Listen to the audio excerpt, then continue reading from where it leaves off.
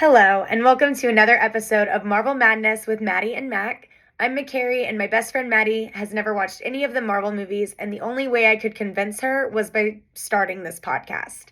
Last episode, we covered Captain America, the first Avenger, but we ran a little long, so we broke it into two parts. This week's episode will be covering part 2 of Captain America, and we hope that you enjoy, and thanks for listening. All right, we're back. And there's a full-on thunderstorm outside. Yeah, hopefully you like the background noise. A thunderstorm? Okay, anyway. And we're back. So, gerbil's not useful. So as I mentioned, he proved his intelligence with the flag test. Then we have the grenade test, in which Steve jumps on it and proves his courage and bravery. And Colonel looks at him and says, well, he's still skinny. Because he's just so skinny Steve. I said Steve is the best because the grenade scene just like literally tore my heart into pieces.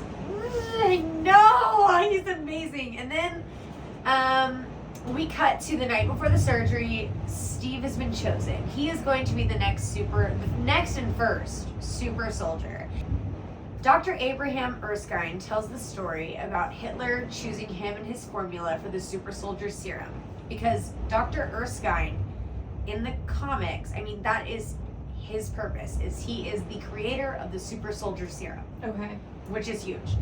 And he describes Hydra. This is the first time we actually hear what Hydra is, what its purpose is, and he says that this is the Nazis' research division, and Johann Schmidt is in the inner circle. If you remember, that's a very strong term for Nazis. Yeah. Like the fact that we even actually say that about like cliques and stuff nowadays. Ooh, yeah. It's very Nazi. Gross. So kind of gross. Schmidt actually knew Erskine, and he was his first experiment. So he has the serum, and that's why he's all fucked up. And this is where Erskine elaborates on his motivations for choosing Steve to be the super soldier, because he figured out that the serum, what does he say? He says, I can't remember the exact vocabulary word, but it enhances what is already in you. Yeah. So, for not Jotunheim, that's the Frostbite world. For evil Schmidt, which Johann Schmidt actually translates to John Smith in German. So his name is John Smith, okay? So in John Smith, Johann Schmidt, it enhanced what was evil, and in Captain Rogers, Steve Rogers, that's what he's hoping will make him better. And yeah, this is why he's picking Steve Rogers, because he is inherently good and shows compassion. And my next little fun fact is that Nazi Germany actually did look into eugenics, the idea in science behind making a more physically capable human through genetic intervention, which there's a book that's been on my TBR for a long time, but I think I lost it due to one of my phone transplants. It was about twins being studied during the Holocaust because they did so many scientific experiments, and in fact, most of the medical marvels and miracles that we have today and the knowledge and science that we have today is based on the scientific discoveries during World War II by the Nazis. Wow. 100%. Google it, fact check me, it's 10,000%, which is disturbing, but at least we don't have to like blame ourselves. At least we didn't do it, you know? Yeah. And at least some good came out of it. And that's a good way to look at it. It's the only way to look at it. Yeah. So disgusting, but this also inspired a ton of science fiction writers. Hence, why Captain America is alive today, because the science fiction writer that was inspired was not Stan Lee. It was actually, Captain America was actually created by somebody else, fun fact, but not too important fact, to the MCU. Yeah. But that's why Captain America exists today. And that's why a lot of our science fiction exists, because it is disgusting and wild and psychotic. So, wait, I have 2 notes on that whole conversation. Get it. So, it's funny because as the doctor like told Steve, it's you, like we're picking you, I was writing down a note, and it's funny because he kind of like went into it, but my note was the doctor likes Steve because he knows that power corrupts and wants to pick someone less susceptible to that corruption. And basically he says that. Luckily, all of our shit is powered like. Yeah. And the laptops, we're good. Anyway. Halloween spooky season. Sorry, for those just listening on the podcast, the lights kind of flickered, and it was spooky season. So anyway, he kind of talks about that corruption or like something similar. And I wrote down a quote, and I don't think it's exact, but I really liked it. And he was like, a weak man knows the value of strength and compassion. And I just really loved that. And it, again, just made me think of, like, all the times that Steve had gotten beat up. And Virgo vibes. Virgo vibes. It's total Virgo vibes. And that whole sequence was really sweet, and I just really, really liked it. But I thought it was funny that I was writing this note, and I was like, okay, I feel like he's describing exactly what I just wrote down, which is fun. Yes, I love that. And so, and then there's the funny little moment. Are we still recording? God. Are we literally still recording? I do not know. I thought it was really funny that he didn't let him drink. You know, he was like doing a whole drink of the peach schnapps. It's like a little inside joke between themselves, which is what, just like whenever Yemlik, what's his name from Iron Man 1, the first time he cried. Yeah. Whenever they had like a couple little inside jokes. Yeah. It's what makes you. It's what tugs at the heartstrings, which we love. So now we cut to back to Hydra. Johann Schmidt is getting his portrait painted, and this is a foreshadowing of his Red Skull, which you probably didn't know. I thought something was weird because we couldn't see his face, and everyone had a really weird expression.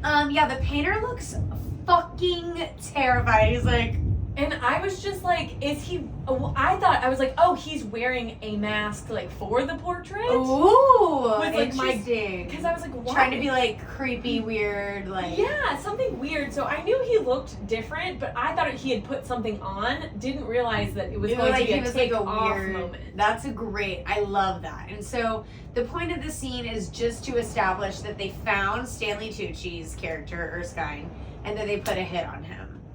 Which is what's about to set up everything that's about to happen. So now we're back to Steve and Peggy in the cab. Yep. And I just put down as a personal note that, like, every time they go to Hydra, I get bummed out and, like, lame. I'm like, I just don't care about this. And then whenever we go back to Steve and Peggy, I would get so excited. I'd be like, okay, we're back to the good parts. Yes. And Steve starts talking about all the places that he's been beat up. And Peggy talks about how she can relate to Steve about always having doors closed in her face because she's a woman. In the 1940s. In the military. In the military. And so Haley Atwell. I didn't even know they were allowed to be in the military at that time. Bro, straight up. Straight up. I mean, I didn't know either. Yeah. I just believe what I see on a movie screen unless I do extra research on it. Fair. But I will not propagate it out of my mouth like an ignoramus. Put that on the TM. Anyway, Haley Atwell actually described why she loved this role so much. She felt like she matches Captain America in every way. This is a great allusion to Haley Atwell's development of the character of Peggy Carter, which she says that she is actually equal to Captain America in almost every way. I mean, you see how she fights.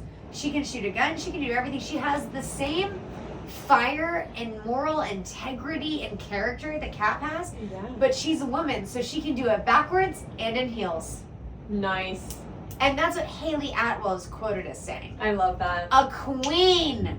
Love it. So, then we get Steve literally telling her, like, listen, I know that you are incredible. I see that you're amazing. I have never even spoken to women. I do not know what the fuck is going on. I'm talking about dancing, and I don't know how to dance. You don't know how to dance. It's because he's always been waiting for the right partner. And if you remember, Maddie, this is McCary's first cry in the MCU. I started crying. And I looked over and I was like, man, she's getting really emotional. Yeah, Maddie's really confused about why I'm crying, which is so good. And also, like, but here's the reason I cried, because Captain America, which I'll talk about this later, used to be my least favorite movie in the MCU. Really? It did, because it's fundamental. And what's the number one rule about fundamentals is that they are not fun. They're tricking you. They always say, oh, fundamentals are fun. No, the way to be a fundamental is by being not fun. And that means you kind of have to grit it out. Yeah. And when I was younger and I didn't appreciate the art of cinema, I guess I'll just not say this later, but I'll tell you what I thought this thought was. I would try to watch this movie so many times after watching the Avengers because I wanted to know what was going on. And I would fall asleep every time. And I never fall asleep during movies. Wow. Well, at least I used to not. Now that I'm an old geezer, I do be falling asleep during movies because, you know, the plight of capitalism working 9 to 5 is very exhausting. So now I fall asleep to movies. But back in the day, whenever I was young and sprightly and energetic and eager to learn about all things, I was like, let me stay up. But Captain America would put me to sleep because it was so fucking boring.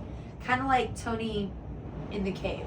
Ah, fair. Right. Yeah. So when I saw this, now on my rewatch, and I just know all of the meetings, it just makes me cry. So I think it's a very notable moment to notate my. Yeah, and I mean, it gets brought up later too, which is really sweet. So now we enter to the secret Hydra base where we walk into the shop, and it's wonderful weather this morning, isn't it? Yes, but I always carry an umbrella. Yep, and I had a note that they need to get a new code phrase that's so overused. And I think that I lied when I initially thought that, because I had literally only heard it in one book. The Nightingale? It was The Nightingale. And then I literally was talking through it with McCary right after I said it, and I put 2 and 2 together of, oh, that was just the phrase used during World War II if you were on the not Nazi team and you were in those territories or like in that part Correct, of the world. because I Googled it and I could not find any external sources. Yeah, and that was just me not realizing that, oh, I had read World War II books, and so that makes sense that that code word would be used for those books. So, next, well, 100%. So, next we get to Senator Brandt and Fred Clemson quotes from the State Department. Mm-hmm. Because they're all here to witness, it's almost like a surgery. You know, they have the little gallery, and then they have what's happening. And but we find out that Fred Clemson is actually Hydra, and his Hydra name is Heinz Kruger. And the senator says, whenever they see Steve, he says, someone get this kid a sandwich. Which is rude yet funny. And then we see Howard Stark, and anytime I see Howard Stark, I just say, yay! I get so excited. He's such good vibes. And Yes. then this is the exact moment Maddie said. They did such a good job casting him because you got excited. I did. You got excited when you saw him again, and you were like, damn, this is giving me RDJ hype vibes. Yes. So, we're getting ready for the surgery, and Steve gets the shot, and he goes, wow, that wasn't that bad. He's like, that was a penicillin. Okay. And then we're like, okay, Stark, let's start it. And my note was, pull the lever, Stark! And I have been on a very aggressive Emperor's quoting New journey. Groove. Yes, Emperor's New Groove quoting journey. Like, I have quoted Emperor's New Groove so many times, it's gotten, like, weird. And as that comes, I'm just saying, the more you talk about llamas, the more llama references enter your life. I will just say that. And I'll elaborate if you Gmail me or message me on the Insta. Message me on the Insta. I tagged us. If you want to hear about my llama references. Okay. Pull the lever, Stark! And Steve says, it's probably too late to go to the bathroom, right? Haha, he's showing how cute and funny and witty he is. But then he starts screaming. And he's not okay. And then they're like, kill the reactors. And he's like, no! I can do it! Because he is a superhero. And he's used to the pain and he's used to getting beat up. And that was my note. Because he's like, man, I've been through it. If this is going to make me... And again, this goes back to him just wanting to be a soldier. He's like, I don't give a... Superhero mentality. I want this and I will do whatever it takes to get it. Whatever it takes. There is a superhero mentality that you and I do not have, which I will elaborate on later as well. And Maddie cheers because as he gets out of the pod, Captain America is here. Whew. And boy, is his chest big. And shiny and taut and nice. And tune into our other podcast of adjectives that we come up with for. I realized that a little bit whenever we were talking about Thor, we sounded super like lame and girly. So for our boy listeners, we will not bore you. But for the girl listeners, if you want to tune in, just call me. All right. So Captain America, he's so fucking hot. And Fred, what's his name? Fred Clemson.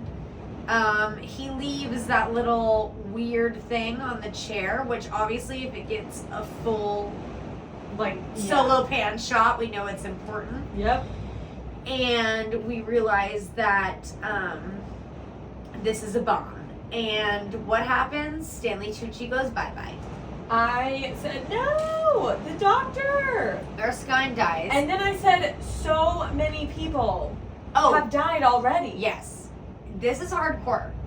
We're back in like the Iron Man 1 days where everybody's dying. Instead of the good people, or the bad people dying, the good people are dying. Yes, even the old lady with the umbrella. I literally said the old lady. What the fuck? I said Fred Clemson kills the old lady equals Angry Steve. Mm-hmm. And these movies are hardcore. I'm glad that we're back into that because I felt like it got a little soft there for a minute, and now we're back into like the hardcore shit. Yeah. And Super Soldier Cap running, but he doesn't know how to control it yet because he's never been this tall before, or this buff, or this fast, and he's running barefoot. And you did hear that he was filming barefoot. That's not Maddie. true. I don't know. Here's the thing. In my mind, if it's true and I Google... It should show up immediately. Exactly. Like Iron Man, Alicia Keys. And whenever I did Google that, yes, articles came up, but it wasn't like... Whenever it doesn't show me, like, the answer, yeah, I get skeptical. And so I was like, okay, Maddie, this is great. I love it. I don't know. Yeah. So, she heard that he was actually filming barefoot, unanswered. But he does grab a door off of a taxi cab, which foreshadows him using a shield.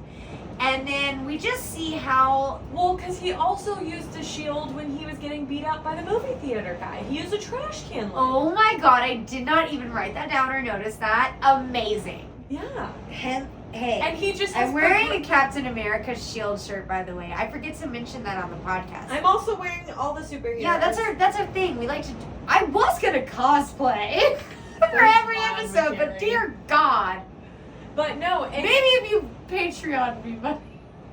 It's almost like each iteration of him like fighting has led to because the first one was round. And we haven't even got to the shield yet. Yeah, and the second one had a star on it. It's like it keeps them together. You noticed the star? I didn't even notice the star. Yeah, the star on the door.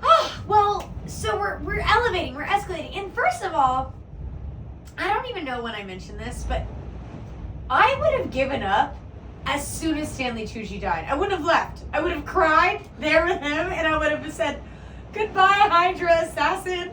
We'll see you later. And I would have cried with him, and I would have said, guys, he died. Stanley Tucci's dead. And this is the difference between me and him. Yeah. Oh, also, I had one Yes. other note. I did hear, and I forgot to mention this while we were watching the movie, that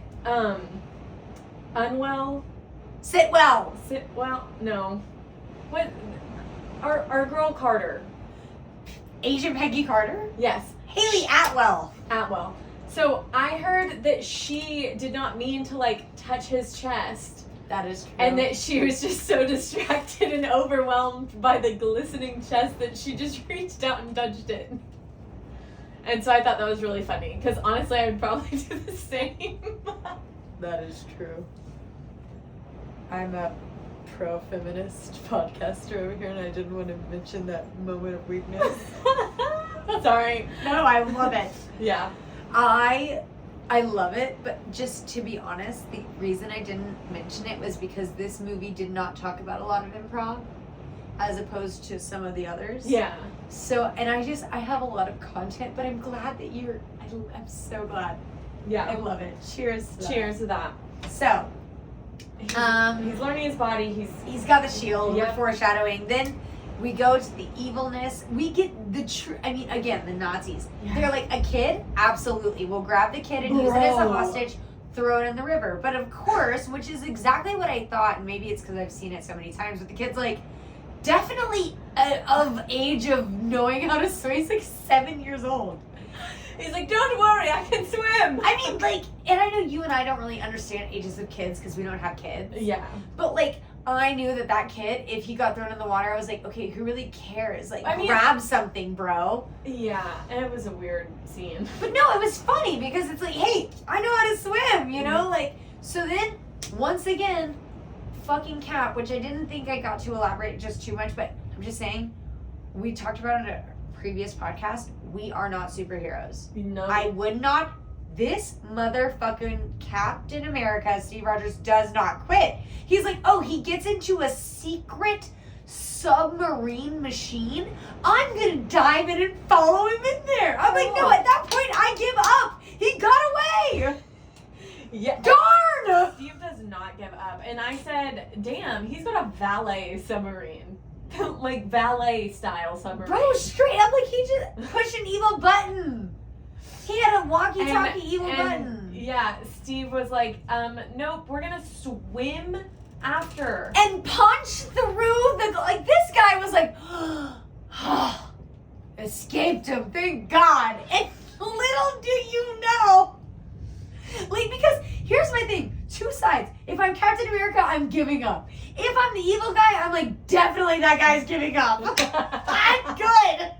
Like, I would have never like, the kid grabbing was probably like, he's like, oh my God, this guy's still coming after me. I've got to really go hard. Like, I would, and this comes back whenever he's chasing the plane. Yeah. There's just no, he's Delulu. Yeah. Anyway, my note is just, I would have given up so long ago. And here's the thing. Here is the reason that I'm justified, because Captain America does all this work to get the guy, and he literally kills himself. He says, first, I am the first. Who are you? I'm the first of many. Cut off one head, two more take its place. Like the Greek mythological Hydra that I had to fight in the Kingdom Hearts video game multiple times in the Hercules world, because every time you fucking kill him, two more take its place, which is a really annoying enemy. Yeah, that sounds pretty bad. Hail Hydra. First time we hear that. Oh, yeah.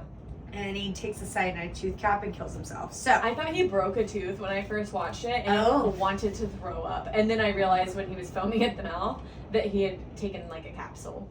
So you want to throw up even if you see a broken tooth, not even if there's blood and gore? When I heard the click of the breaking capsule and I thought it was the click of a breaking tooth, my tummy went upside down and I wanted to throw up. Okay. Literally the sound. I'm not discrediting your feelings. That's whatsoever. why the book that I'm reading valid. so hard is so hard to get through, because I'm not hearing anything, not seeing anything. I'm literally reading it and I'm disgusted. Okay. Ugh. Okay, so the Führer, now we cut to a new scene with the Johann Schmidt, and the Führer is firing him.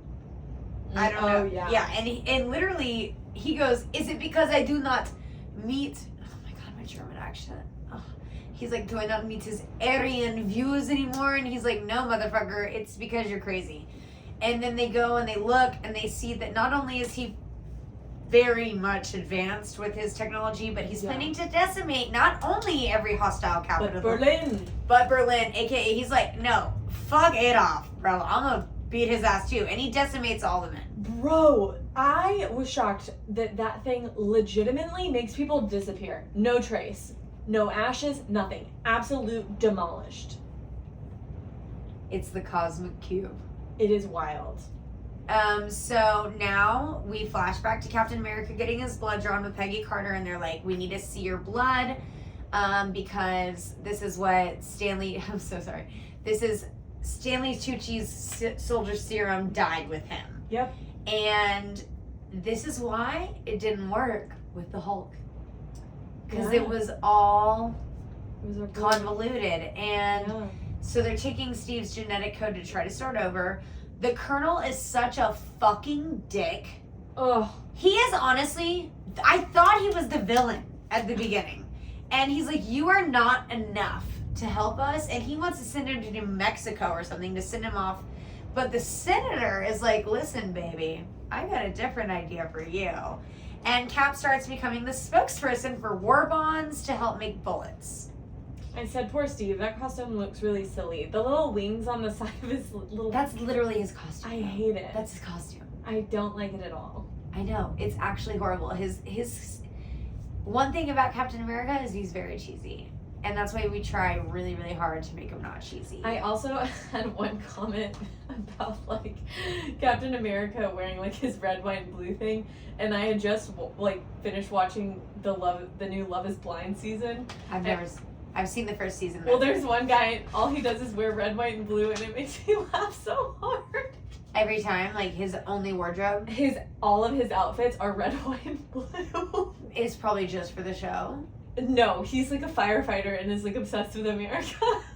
And I was like, man, he's like a wannabe Captain America when I was watching it. And then we watched Captain America, and it was funny because I was like, Captain America. I literally love that. So Captain America, his new job is kissing babies, making commercials, and Yep. doing skits of him knocking out Hitler. Which again, seeing Hitler depicted in a Disney superhero movie just kind of shook me because it's too real. yeah. That's what it is. That's what makes it weird. Yeah. Is what I'm just now realizing right now. Is it's not a supervillain. It's a real person that existed in our lives. A real life villain that existed on this earth. And so then, of course, this leads to Captain America comic books and films in the movie, which is very meta because that's what happened in life. And So- I loved it. I thought it was so fun. Loved the comic reference. Well, the exact cover that we see is the exact number one. I had a course. feeling. Had to be an Easter egg. And so, but then all of this is to say, with all the beautiful women and the knocking out, now we're in Italy and he's doing it in front of fucking troops who are actually fucking fighting. And Ugh. he's not fighting. He's being a Barbie doll. Not for lack of wanting to, though. No, exactly. But not for actually, yeah, 100%. But they're not happy and they start throwing tomatoes at him. Where did they get the tomatoes?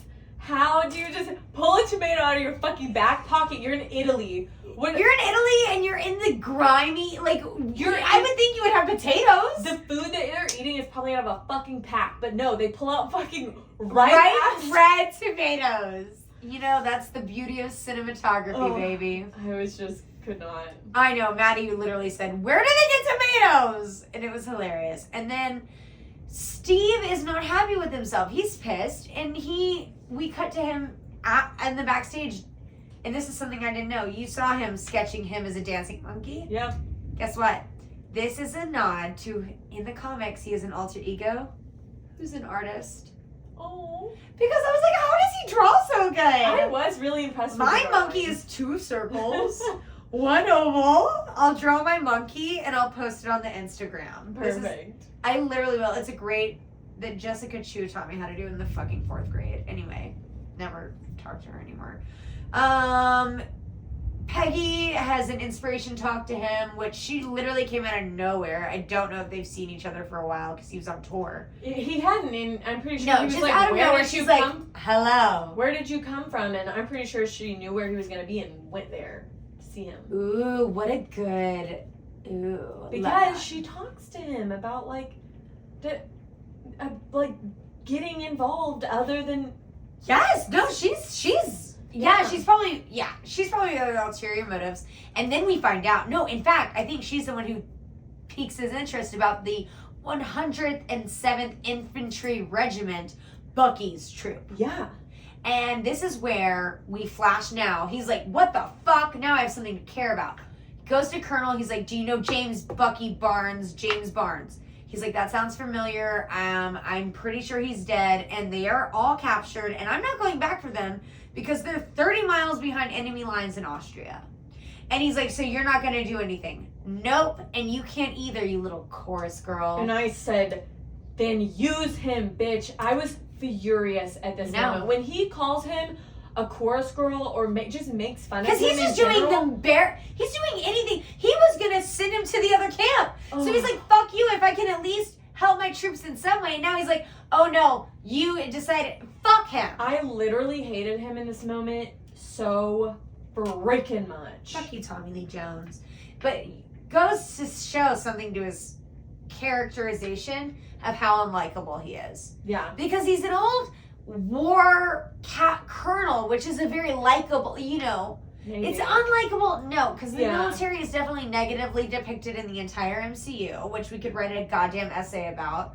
Second podcast, like, military fucking depictions in the MCU, but and I have a note later about his character arc, yeah. So, Maddie's pissed. Maddie's fucking pissed during the movie. She's pissed. Yeah. But of course, Peggy, our girl, is like, let's break the rules. And we're going rogue, and she gets him a plane. Not only is it a plane, how'd she get a plane? It's Stark's plane. I said, hell yeah, Howard. And then he's like, hey, Peggy, after we drop off Cap, maybe we could go get some fondue. And Cap's like, you two fondue? Okay, so like there's something going on between you two. And Peggy doesn't answer. Because if you remember what I just said, fondue rhymes with going on between you two. So in Cap's mind, there's something more going on. Yeah. And Peggy doesn't answer. She just completely diverts the topic. She does, yeah. And then before we can even get more detailed, the plane starts being attacked. Cap's like, I gotta get out. And then we screen change back to Hydra Base. Schmidt is telling the Dr. Zola to increase the outputs to the prisoner workforce by 60%. He's like, but they'll die. And he's like, I don't give a fuck. Because it's basically alluding to the concentration camp 100%. workforce. And this is where my note is just like, holy cow. I mean, Schmidt was already evil, but golly, it just made my stomach hurt so, like, this scene just really gave me such icky feelings. And this is where I also said, isn't Schmidt a Jewish name? Yes, and I did not write that down, but that's fucking hilarious. And that is also an allusion to the Fuhrer, Adolf Hitler, who was also Jewish fucking descent and hated that part of him, which is almost why maybe Schmidt tried to destroy himself by becoming the Red Skull. And which is also alluding to back to your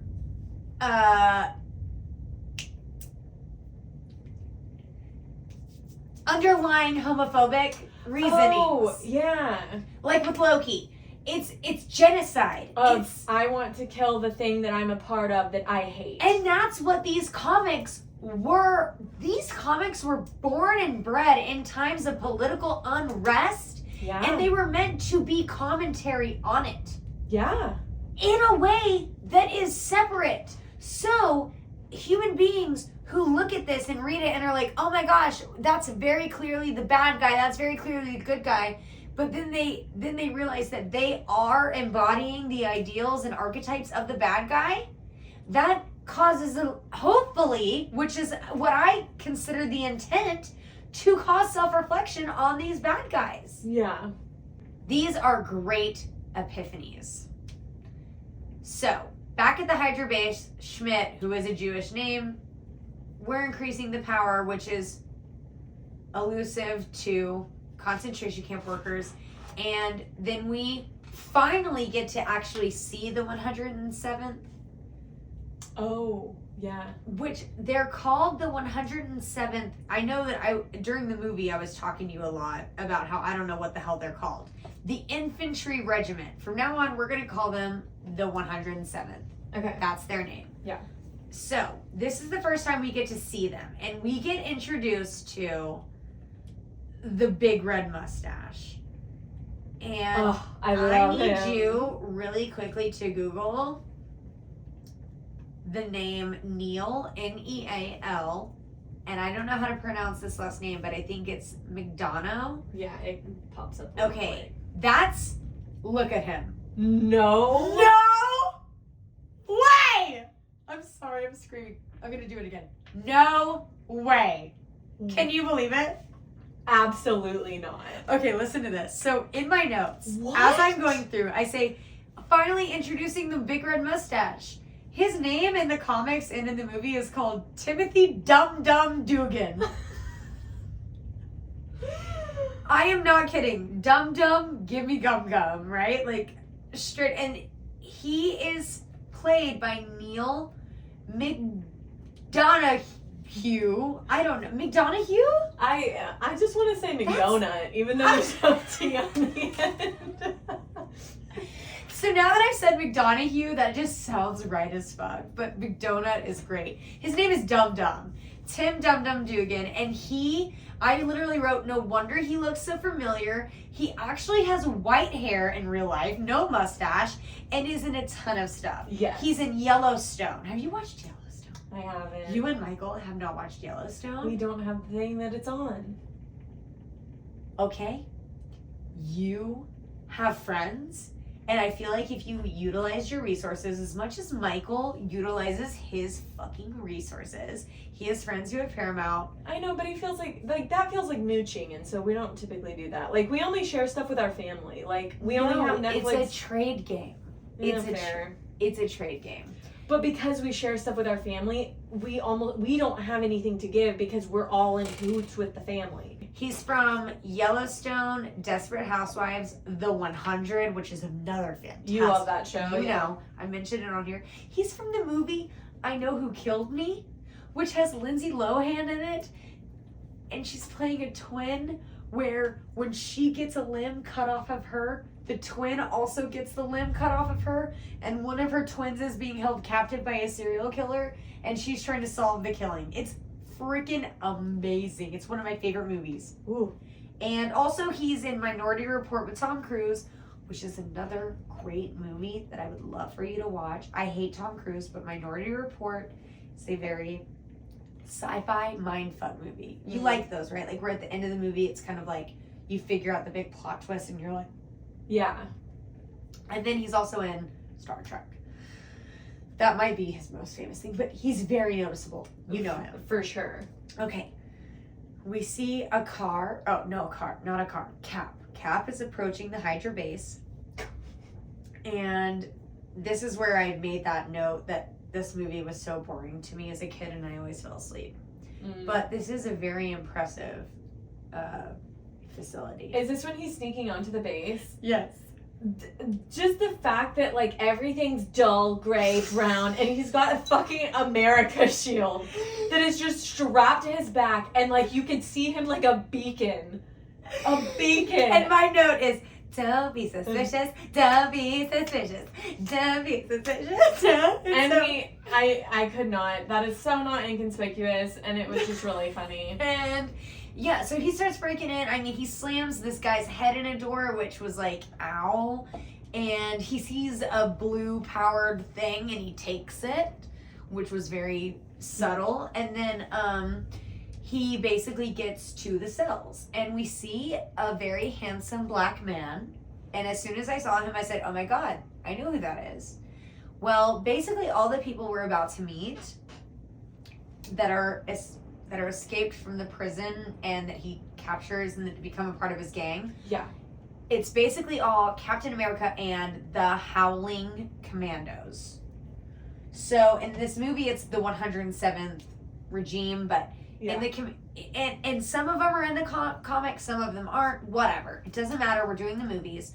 So Black guy in the cell is part of the Howling Commandos. His name is Gabe Jones, and he's played by Derek Luke, which has been a lot of things. The number one thing that I realized that I knew him from was from Definitely Maybe. He's the best friend, and Definitely Maybe is probably my most favorite rom-com. Oh. I know, weird. And he's also from Friday Night Lights, the movie, which is Michaela's favorite movie, or at least it was. I didn't know it was a movie. You thought it was only a show? Yeah. No, the movie Friday Night Lights has been Michaela's favorite movie since I've known her. He plays the Booby Miles. Oh. So actually, for the rest of the movie, I called him Booby. I love it. So, then we go to, along with him is James Montgomery Falsworth, which is just another character from the comics. And they're like, who are you? And he's like, I'm Captain America. It's his first self-identification. And then he frees all the prisoners of war. The Also, POWs. that's so cocky. Like, for him being like a humble boy, him being like, they're like, who are you? And he's like, I'm Captain America. Literally. Why didn't he just say Steve? I don't...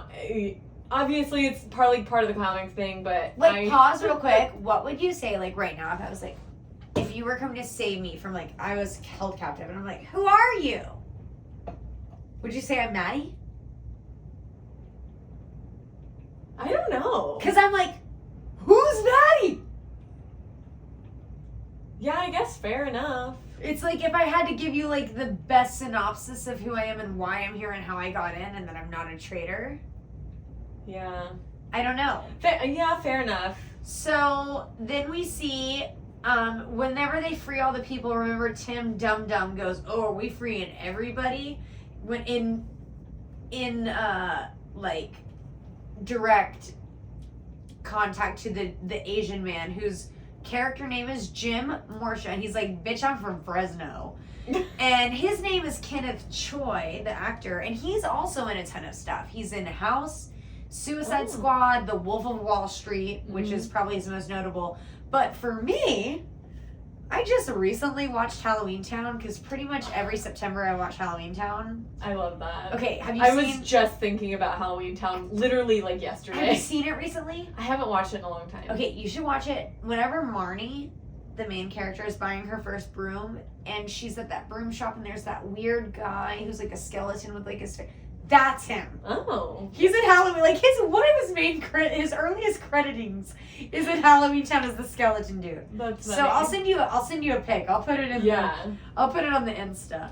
And then there is a spoiler that we will reference later. Now, another main character of the Howler Brigade, whatever they're called, is Bruno Ricci, which is the French guy who talks with Booby.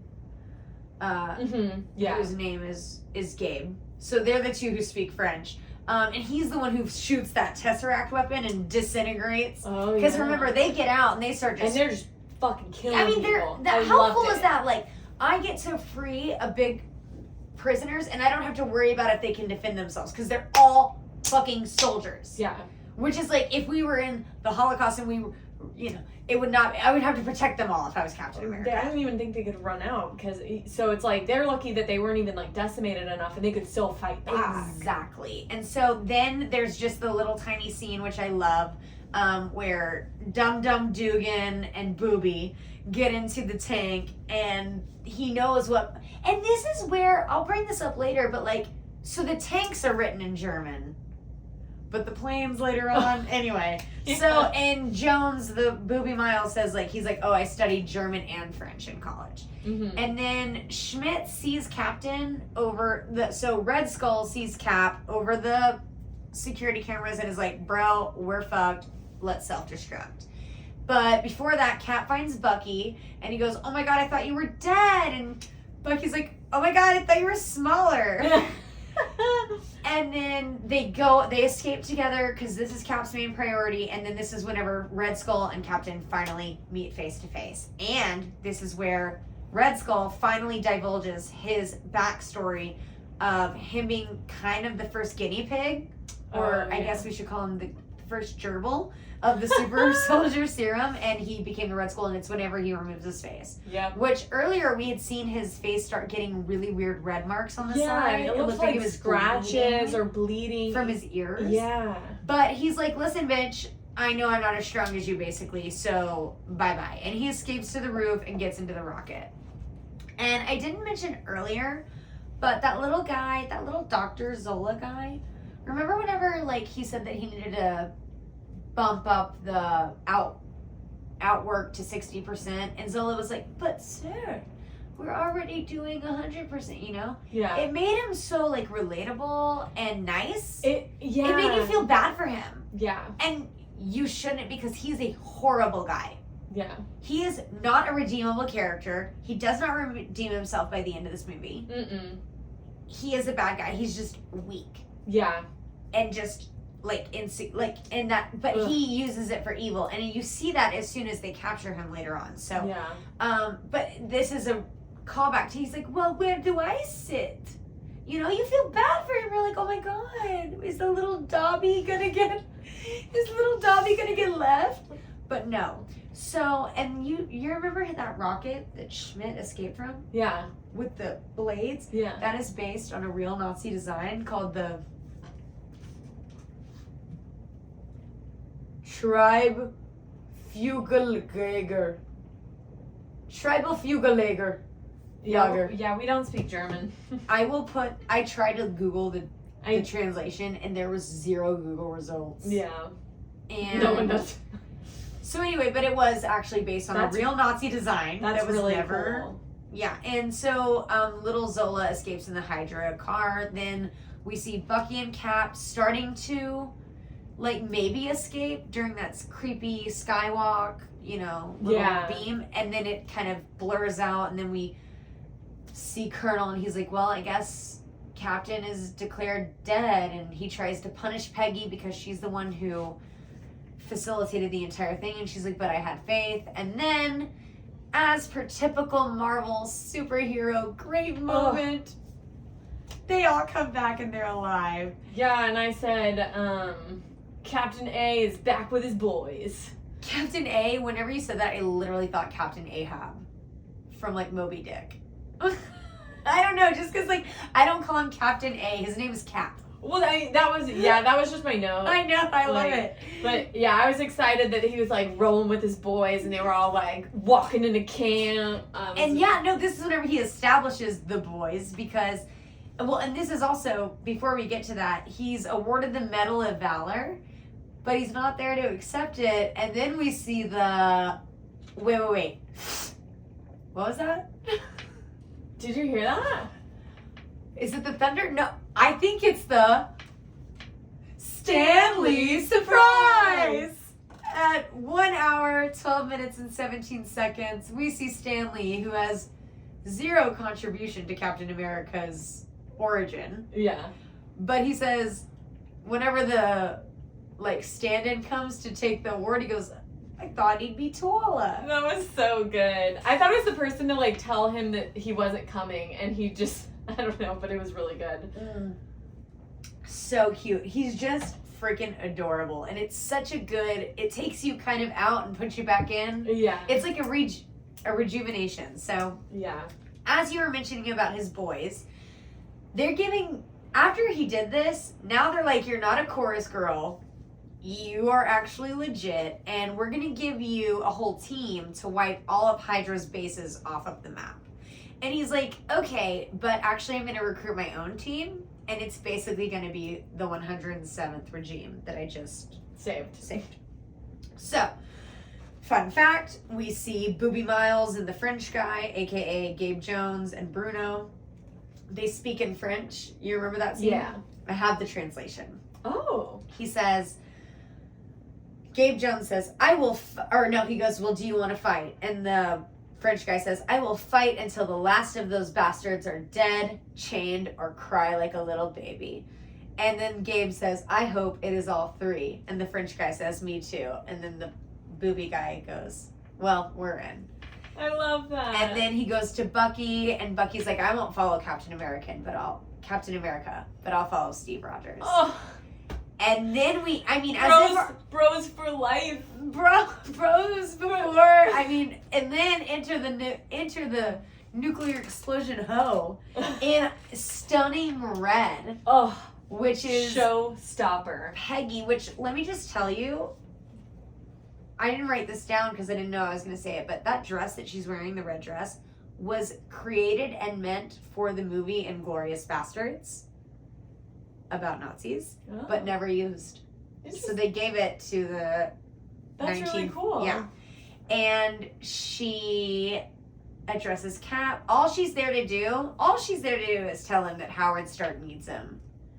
But Bucky is trying to hit on her, and he's completely invisible. And this is his first time truly realizing that, like, Captain America is not only it's like Steve Rogers is not only his equal, but is better. But this is, once again, a perfect moment for them to foreshadow a little bit of, like, jealousy, sinister, nothing. He is happy and happy-go-lucky about... Yeah, he goes, I'm invisible. What am I? Turning into you? And it's like a joke. Like, it's not... There's no animosity. None! It's just such a pure bromance. It's pure. Because fucking never... Oh my god, it's so rare. And that's why he fucking dies in a couple scenes. So we cut to Howard studying that Tesseract power. We cut to Howard studying the Tesseract power from what Steve stole from the Hydra base. And it blows up. And then we go to... Like, that was just a little cutscene because then we show Cap coming to try to meet Howard. And that's when we meet Private Lorraine. Oh. The blondie who... basically sexually assaults Captain America, but... he was not saying no. He never once said no. In fact, he very much was grabbing hips and kissing back. I don't know. The initial I don't know. Okay, most initial onsets are one-sided until the other party is... In the instance of Steve Rogers, who's never even kissed a girl, this is his first kiss. I know, and that's why I think I just felt really bad. Because, like, he deserved better than just, like, this, like, horny girl who didn't give him the time of day until she looked at his face and realized it was Captain America. What difference is that between every female's first kiss? I don't know. I think it's pretty just equally... Like, I don't think she took advantage of him whatsoever because he could have said no, he could have pulled away. He's Captain America, but he has a penis that's filling with blood. And he is okay because you know who this is. This is Natalie Dormer who's playing this woman, and she's gorgeous.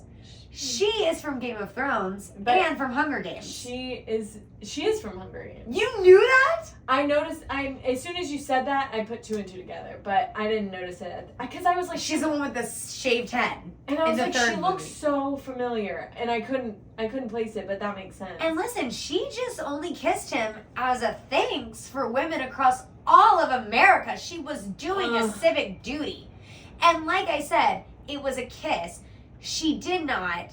I'm just salty because I wanted Peggy to be his first kiss. And I'm just mad. I understand, but he's a man, so I don't understand why you're disappointed whenever that's what penises are. Penises love women, and unless they like men. They like men, but either way, I think... Well, how about let's just say penises like what penises like. But what I want to say is a woman coming onto a man and trying to kiss him could easily be told no and not be able... She's not like she overpowered him. That's true. She did not overpower him. I'm still allowed to not like it. So sorry, I didn't mean to use the word sexually assaulted, but that's okay. I was just mad. That's okay. I don't take it personally. It's fine. So, but we are upset because this is technically his first kiss, and Peggy catches him right in the act, and he didn't insinuate it, he didn't initiate it. I know. But then, you know what? He immediately, which in my case, I don't know why Captain America, I'm like siding with him so hard because he's usually my least favorite, but he's right. He's like, well, what about you fondueing with Howard? And what does she say? Nothing. She's like, I'm not even going to dignify you with a response. To me, that shows that they're both playing games. Yeah. Yeah. And especially because it's not like she was throwing her panties off whenever he was Skinny Steve. Yeah. Maybe she gratified him with like eye contact, but it's not like she was showing her bosom. Yeah. Okay, so they're both playing games. Also, the fact that Captain America didn't know what fondue was like really sad, but also hilarious. No, literally next scene. So wait, fondue is just cheese and bread? And that goes to show again another pure aspect of this movie, in that Howard is not an enemy and not, competition. He's a friend. He's like, listen, bud, fondue is just cheese and bread, and I'm way more focused on my work. Yeah. And we see, how true of a friendship that is. Yeah. And this is just pureness, and that's why I cried. It's just so good. And so the whole reason that this whole interaction happened is because Howard wanted to show Captain a new shield, and Yes. he picks the shield. And it's made of vibranium, which I'm not going to talk about now. But in the comics, it was also part adamantium, which is not discussed in the movies whatsoever, because it is the indestructible metal that makes up Wolverine's claws. Oh. Which, guess who we do not fuck with at this point? Fox-owned Wolverine X-Men. Gotcha. So we cut that shit out. And Cap's like, well, will that extra will protect me? And of course, hella pissed off, Peggy comes in, glop, glop, bop, bop. And she's like, yeah, bitch. She's a gangster. Homegirl just shot him up. No point hesitation. blank. She's like, you kissed another guy? You kissed another girl? Yeah. Horrible. And then they were both basically like cowering in their boots, and my note was, I love when men are scared of women. Retweet. What's your second drink that you're drinking? A limoncello. Limoncello? Cello. This is like the Celtic and Celtic. Is it cello or cello? It's cello. It's totally cello. Well, one time I went to a like fancy Monticello? Italian restaurant, and they gave you complimentary, even though the meal was really expensive, limoncello Shots. They're not shots. They're liqueur. You're supposed to sip on them. Cordials. They're cordials. Yeah, dude, I took that hoe as a shot and almost died. Well, maybe it's because you didn't respect its name. I don't know, whatever. So it cursed your esophagus. Bro, I thought I was gonna die in this fancy Italian restaurant. Straight up, you and I and our pronunciation guide could also be a whole separate podcast. Like we could just say, where is it me and Maddie pronounced differently? Anyway, Captain America and the Howling Commandos take out Hydra bases in a montage sequence. The Red Skull keeps seeing all of his Hydra facilities being destroyed, and he has his car. Yeah, this was where I said the red guy's car is giving me Corella DeVille vibes. Which 100%, I need to literally, can you write this down? I need to make an Insta post of like the Hydra Mobile versus the Corella DeVille Mobile. And this is the first instance in which Cap uses his shield as a boomerang. And then there's also that awesome scene of Jim, aka the Asian from Fresno, who bombs that car by rolling under it. Like, this montage is not like a normal montage that's easily ignorable. Like, it's filled with amazing footage. And there's the footage from like his progress of his team, which shows his little locket with Peggy in it. Oh. And Red Skull is big mad. That's my note. Big then mad. I say, okay, here we go. The Winter Train mission. Because you knew what was going to happen. I knew what was going to happen. This is so, like, detrimental. But then I figured out why they're even there, and it's because they tracked Dr. Smallface Dobby Zola to the train. Yes. And they're trying to capture him. Yep. And they zipline, and I was like, holy shit, that looks amazing. I would love to zipline through the snowy mountains. I'm sure there's a place you can do that. maybe because I've only done it like Costa Rica and all that. Yeah, like in extreme- summary. And I don't want like I want to be like over vast mountainscapes, like terrifying. I want to be terrified. So, we get on the train and Maddie, Yeah, I want to talk about this. I don't understand how people can run on top of trains. It's in movies all the time, and my brain will not allow me to understand how the train is moving so fast, and it just Didn't like you aren't the actually forces stick? going backwards? But wait, didn't you stick to Mr. Ayers, Dr. Ayers' physics class? Yeah, and I don't even You remember did it, and I probably You did AP? failed. Yeah, You didn't take the AP test, did you? I did. I'm pretty sure I passed it somehow, some way. Because physics is basically just a bunch of applied maths, which Okay, I'm but good no, at but that that's what train math is, physics. And I dropped that fucking class, which is one of like, I think that's maybe where like, I don't know, because we drifted a little bit apart in high school, and I'm wondering if maybe that was the first mistake. It was physics. Maddie stayed in honors physics, AP physics, and I was like, you think you're smarter than me? Because I can't do this shit. I don't understand it. I still to this day do not understand physics. And there's this TikTok. She's like, okay, and we're going to get visual here, so just bear with me, podcast listeners. All right, we got a train. On top of the train, if I jump up, the train moves and I'm here. Yes. But inside the train, if I jump up, I'm still at the same distance. She's like, somebody explain to me how that happens. And I think I know the answer. It's because of external forces. Yeah. Wind. Because all you're that in a stuff. vacuum in the Exactly. compartment, and that vacuum's removed when you're on top of the car. So you do know. It's just math. The moving forward still doesn't make sense to me. Like, the forces are hard. Like, they're just, like, hopping from car to car, going forward. They're not running backwards. They're not running against... No, because if you're running forward with the train, your forces align.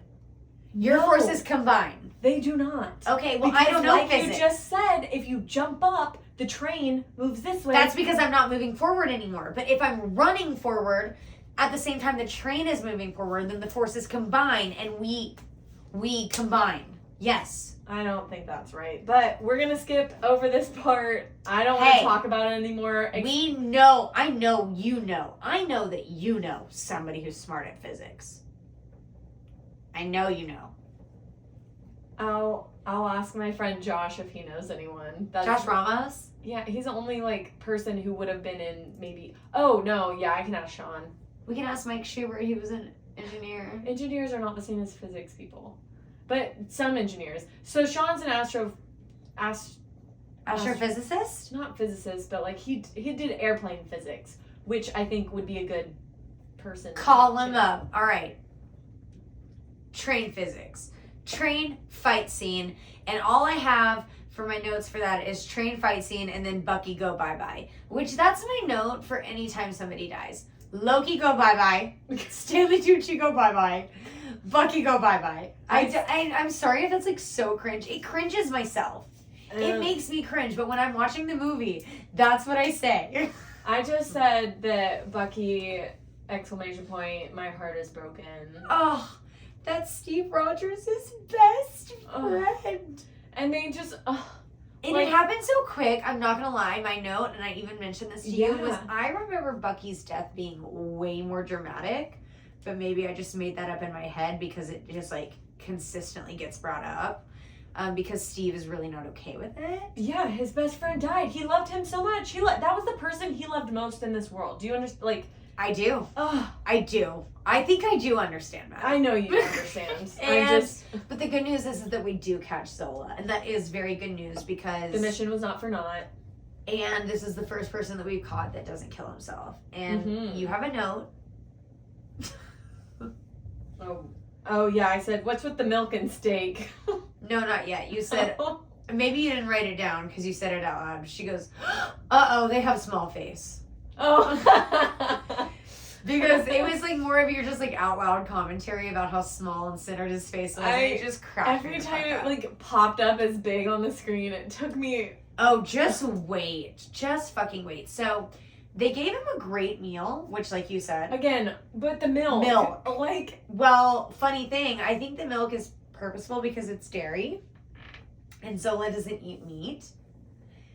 maybe he's vegan, which is an allusion to Hitler because he was also vegetarian. Oh. Isn't that a weird thing? Yeah.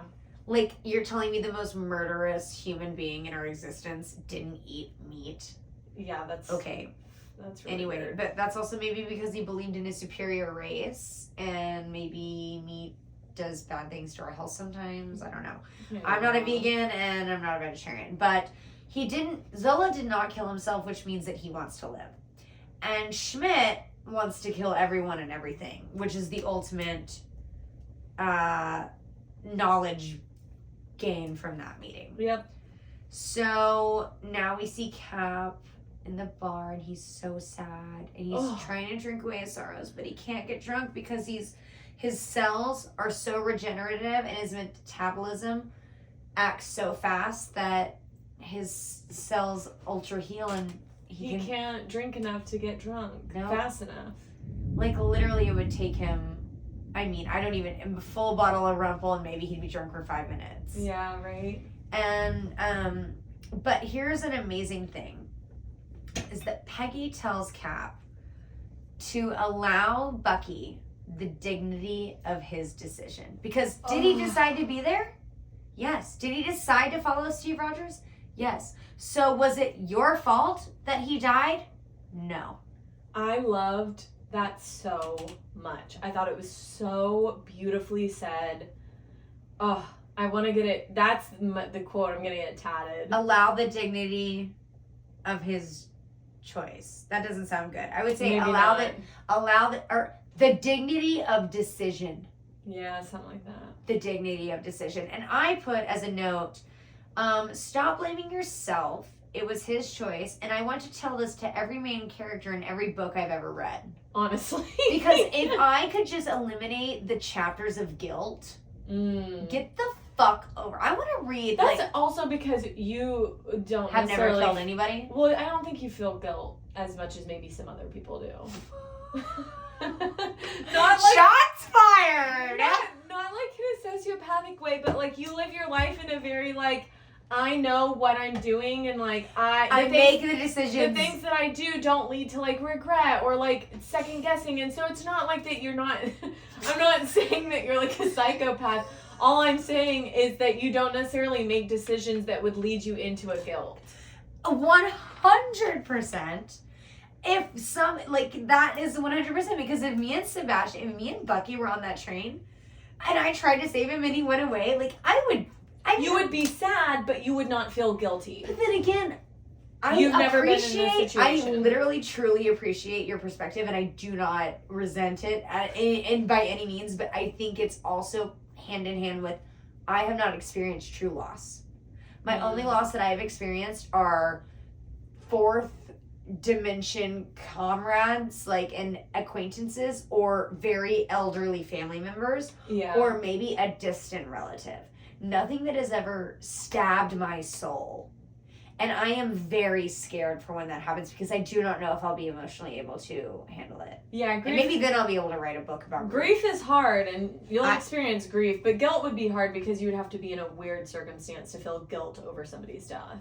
Right. Like, that's really unique circumstance. So Cap is dealing with grief and guilt because he was right there. Maybe he could have grabbed him. Yeah. He had to watch it. Yeah, watching, that's probably really, I can understand where he's coming from. Agreed, but I cannot relate to it. Yeah. I cannot. Mm-hmm. And I have no empathy. I can only have sympathy. Same. So, maybe I need to be more sensitive to the main characters in my books.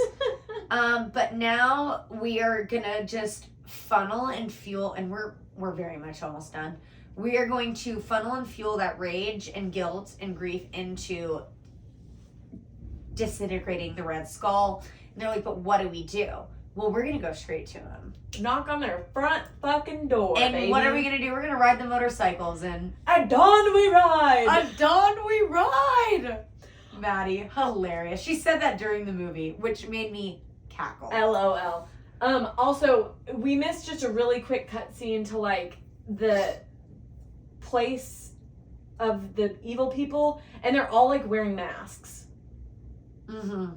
And I just had one quick note that said, I think villains hide their minions' faces because they don't care about them and it makes them less human. Exactly. It makes them less individual. Yep. It makes them a mass identity. And 100% that is a key technique in film, books, all those things. Yeah. So that was just a quick note. It's super badass how they're all on motorcycles though. Love it. Really hot. Like, it makes Captain America less nerdy and more badass because he is kind of nerdy with his little wings. And immediately we see Cap going in and he gets surrounded and captured, and I get a little scared, but he goes, I can do this all day. Oh, I can do this all day. I love it. I put that quote down. And then the Red Skull goes, I'm on a tight schedule. Which just reminds me of, like, whenever we say mature. Ew. That should be our poll. That's going to be our poll. Do you say mature or mature? No one says the latter. Some people do. You are 1%ers. Not me. I'm saying And not in the good kind of in way. media. Yeah, that's weird. We'll make that poll. I'm on a tight schedule, but as if Captain America couldn't make me squeal of excitement anymore. That was the plan all along, was for Cap to get captured, and I love a good surprise. And they bust in, and then for some reason I have the note, okay, Peggy. But I don't know what made me say that. Because she was part Did of... she punch him in the face? She was part of the infantry of people coming in, and she was, like, fucking people up, shooting people. Like, she was part... Okay, Peggy. Yeah, she was on the front lines. I also noted, I love the inclusion of, like, the shotgun. Like... Who had the shotgun? It was Mustache Man. Oh, Dum Dum. Dum Dum. Bro, he had a shotgun and was just like, just powing people down. It's so funny that Dum Dum sounds like one of our nicknames, but that's his real name. I love it. So then Redface, scaredy cat, running away. That's what we know. Not Red Skull, Redface. And Captain America tries to chase the plane on foot. Once again, Delulu, for sure. And again, he just doesn't think there's anything he can't do, but Peggy and Colonel have the car, and they hit the big red button to make it go super fast. And then we see Captain and Peggy's first kiss. Are you loving it? I love it so much. Look at Maddie, guys. Look at Maddie loving it. I love it. Theirs has been... Do you love the movies? Do you love this movie? I feel like their kiss has been, like, my favorite so far. Like, it felt just the most... Anticipated, built up to, like, meaningful. Yeah, like, because I know that Thor and Natalie Portman's kiss was, like...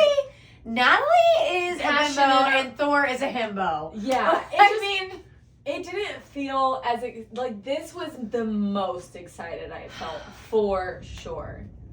And then, I mean, classic, typical Marvel. We look at the Colonel, he says, well, I'm not kissing you. So funny, And this is my note of that Colonel has such awesome character development and a great redemption arc. Because the hatred I felt for him, not even 20 minutes ago, yeah, that changes into, like, such love and adoration for him, and so glad that he's there to deliver the line. Like, his line... And support. Like, he's driving the car. Like, he's getting Captain America to the plane. I'm having a seizure right now. Okay.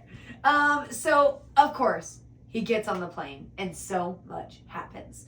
Yeah. And this is my one point that, like, a lot of our Marvel fans are like, Maddie needs to suspend her disbelief. We don't always need to worry about all of the details. But this is a point where I'm like, why is every plane on the German ship labeled in not only English of all the cities, but literally the most basic, like, Arial ass font I've ever seen in my life? Like, couldn't we have put the English words, but maybe in a fancy font to make it a little more German? Or maybe, like, somebody spray painting it on there, like, less, like... No, I just want to see a couple, like, dots. What's that thing with the dots above the U? I don't know. I want to see, like, in U with the dot above it, York. You know? Like, and then, like, I just want to see a little more effort. Barely. I mean, it looks like somebody literally. Carrie was very taken No, aback. it looks like they had a bunch of empty fucking helicopters, and then they went in post and just went on Microsoft Word and literally typed it in and copied and pasted that bitch on there. And so that pissed me off. And I was like, also, and then it kind of got me on a spiral. I was like, wait, why are the Germans even speaking English? But McCary, shut up. It's a Marvel movie. So then Captain America literally oh my god. And this is whenever things just stress me out. This happened with Iron Man as well. Whenever that guy flew out of the plane. Whenever people fly out of the plane. Yeah. And now all of a sudden they're just a regular, human bones and skin in just the air. in the sky. I'm like, what are you gonna do? And no, it's terrifying. But leave it up to Marvel. So, Cap literally falls out of the plane, busts through. He literally yeets him from the plane. 100%. And what were you saying that this reminds you of? Oh, this reminds me of. And it reminded me of, Ejectocito, cuz. And what is that? That's from the Fast and the Furious 2. And I had never seen those movies before, and me and Michael just recently started watching them. Cool. But yeah, I didn't know. Now you're cooler than me because I have not seen it. I've seen. I don't know I've maybe seen the first half of the first Fast and Furious film at least 10 times. But that's all as far as I wouldn't say it's worth it or not. It's just fun to watch it with Michael because, obviously they he go likes. to the moon at one point. What? What? Fast and Furious 9 goes to the moon. I'm only on they take a car. I'm to only the moon. I'm only on the 5th one. No, I'm on the 4th one. I'm not even on the 5th one, but I'm only on the 4th one. But me and Michael say Ejectocito all the time, and I did not know it was from the Fast and the Furious movies. Oh. So when it came on, I was like, oh my god. And Michael was like, did you seriously not know this was from that? So when he yeeted him out of the plane. You're like, Ejectocito. Well, Will has buttons in his car, the cigarette lighter buttons. They say emergency eject. I love that. And so, okay. So this is my note, is that I think this is the most action-packed Marvel movie thus far. Yeah. I mean, this is also the screams. Oh my god. The people, but fading out.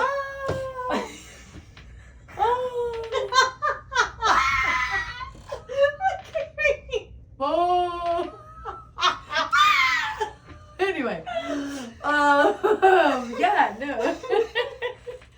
I just couldn't every time they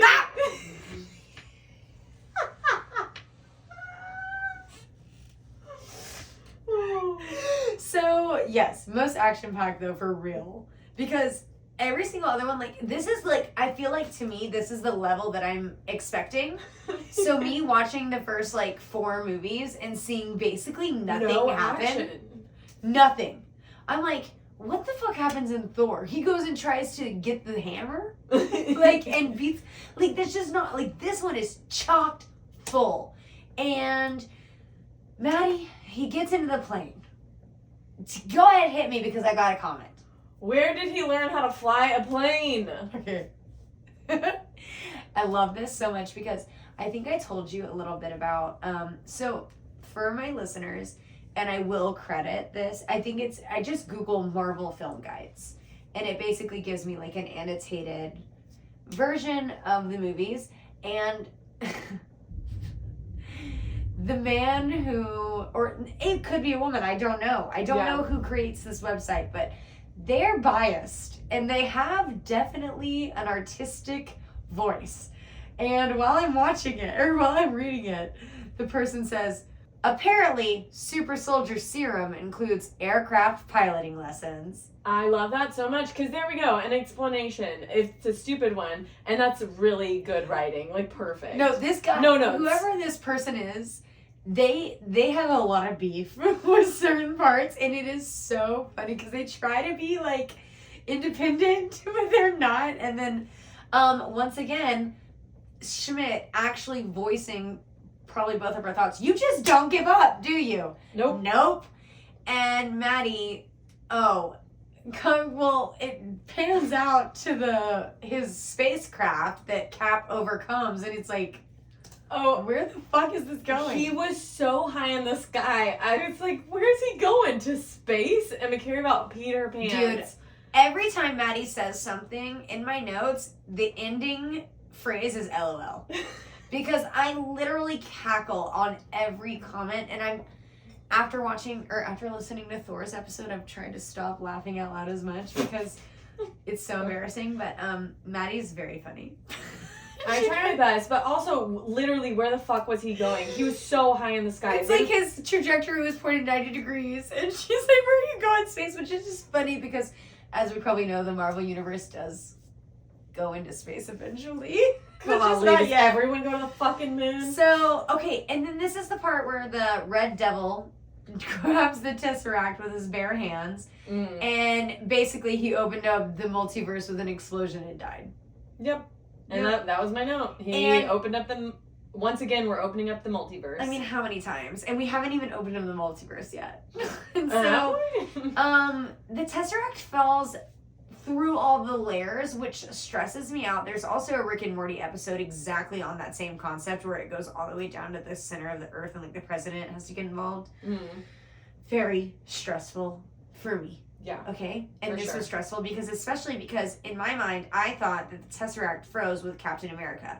And that's why whenever they discovered him, that's why the end of the scene for Loki was that they just discovered the Tesseract because they had just discovered Captain America. But that's apparently not how it goes. So just an example Stark of how they found it. Right. So, but before we get to that, I just am seeing the Tesseract fall through all the layers, and it stressed me out and fell into the ocean. And I was like, so, but now before we get to that, we have to have our heart-wrenching moment of Cap and Peggy talking over the intercom, and Cap is like, listen, babe. This is my choice. Just like you told me it was Bucky's choice and I have to live with it. But this is also kind of indicative of like, maybe he never really got over it and he was kind of almost a little bit... Superheroes are very emotional. And they're ready to kill themselves. They're suicidal as fuck. And they try to use it as martyrdom to make it for the greater good. But in reality, I think it's just because they cannot deal with their own emotions. Yeah. Which helps me, I feel like I could relate to a superhero. If I had superhero powers and I could do something for good, but also maybe put myself out of my misery, I think I'd take that first boat. Yeah. Anyway, Suicide Prevention Hotline is on that Logic song. So, Peggy and him talk about the rain check on the dance. They set a date, and there is a spoiler here that I would really like to talk about at a later episode, like a much later episode that I need to remember. So I'm just monumenting it. And then Maddie's second crying moment in the MCU. I said the rain check on the dance has me crying. Whenever it busted out and the communication halted, that killed you. It killed her. I feel like I might have been sad before, but no, it was just what's his name? What was his name? Jensen. Jensen was sad, but it's like I did cry for Jensen. That was only 30 minutes of knowing him. I know, and I was really sad. So this was my second real cry of the MCU, where actual tears really coming down my face. Especially because you already know that Captain America does not die. Yeah. So you know the implications of that. Subconsciously you do, which is why your heart, at least that's what I'm insinuating. And Maddie cries whenever he goes into the ice and dies. ... Or does he? And it's the end of World War II. Yay! Howard... also, just one more note. When she looks at his... Well, we're not there yet. Give me one second because I have a whole... Oh my God, Maddie. Howard is out looking for his friend, Hart, and discovers the Tesseract, or the Cosmic Cube, which threw me off because, like I said, I thought I remembered, but whatever. This is why I'm rewatching. And this is where I came up with my whole... of how I'm watching with the magnifying glass, which I already talked about earlier. Yeah. But this is where I came up with that brain blast. Mm-hmm. And the Colonel gives Peggy the inactive file of Steve Rogers, which has a pic of him pre-Cap, which is Steve Rogers whenever she met him. And Maddie, the insensitive android of a human being, just starts. And when I know I've said cackling a couple times, but when I say this bitch cackled, I was like cackling. a witch. Like a fucking witch. With tears down her face, like fresh, like not even dried yet. She's like, oh my god, this is so funny, so fucking lame, so losery, so skinny. Peggy's such a lame-o. No. And I'm like, Maddie, you heartless fucking bitch. Way to ruin the freaking moment. I did not say that She Peggy didn't was say any lame. of that. I just said his little man picture is getting to me. And could you imagine Peggy, like the only picture she has of him in his Maddie, that's how she loved him, though. She loved him. I guess it's insinuating that she loved him before, which, in my opinion, I don't think that was solidified. It I don't was think not. she gave him a single shred of. She liked his personality. And was intrigued, but was like, ugh, He's small. gotta pass. But then he became big, and she's like, oh my god. And she touched his chest and needed more of it. And now, of course, now she's maybe like, well, now that he's dead, maybe I'd rather have him as skinny Steve than no Steve. Fair. But you truly embodied the pure female gaze. You know what? Men get to do it all the time, so fuck you guys. I can do it too. Fucking retweet, man. She wasn't hot, now she is hot. Anyway. Okay. But this isn't the end of the movie, and I know it's been a long time. Cut to Steve Rogers. Eyes opening. Old-timey hospital bed and radio playing a Dodgers baseball game. A military personnel. Are you done with your notes? Maddie has closed her notebook. She is done. Military personnel enters and says, you're in a recovery room in New York. But Captain America ain't no simp. He says, bro, this was a May 1941 game on the radio, and I was there. So where am I really? He's so good. So smart. But it was a fake set. With Also, literal. And I was so mad. Why didn't they turn on a game after he had disappeared? Like, Why they didn't were they just do one shred of research? It's like 20 whatever Like, they're doing it in if now. he was frozen and maybe they didn't know. But like no, because we know everything that happened in the 40s. We had it would data basing like it would not have been hard to look up a baseball game that happened after the date that was known of any his date. Even if it was 2 disappearance. years. It yeah. doesn't matter. Yeah, but it's all part of the plot. Yep. Okay, he's Chiron. All Inside about the joke plot. to our Percy Jackson fans out there. Chiron is for the plot, and Shield is the plot. Is for the plot. And so Cap says, "Where am I really?" What? Cap says, "Where am I really?" And it was a fake set, which, like, let's just say, are you really, like, you had that literal lack of dedication that it was just 4 walls? You didn't think that the super soldier would bust out that hoe? Which is fine. It's all for the plot. I'm not here to judge. It's the very end of the movie. I'm ready for it to be over. It's been 2 hours. Fair. So, he's in the real world and it's in the future. And he's like, what the fuck? And Maddie said, what the fuck? Dude, like, what a mind fuck. You go out into New York and there's screens everywhere and he doesn't even know what a screen is. Not like a screen like that. Like, Right, they had movies, but not like Phantom of the Opera, like moving. Okay, so enter Nick Fury, which, I mean, doesn't that just excite your loins? I don't know if my loins are excited. Mine were. My tingles were tingling. But I did say, ooh, I bore Nick.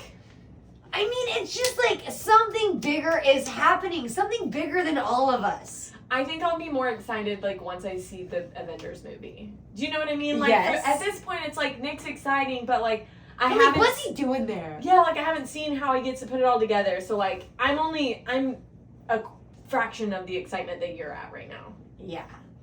Right.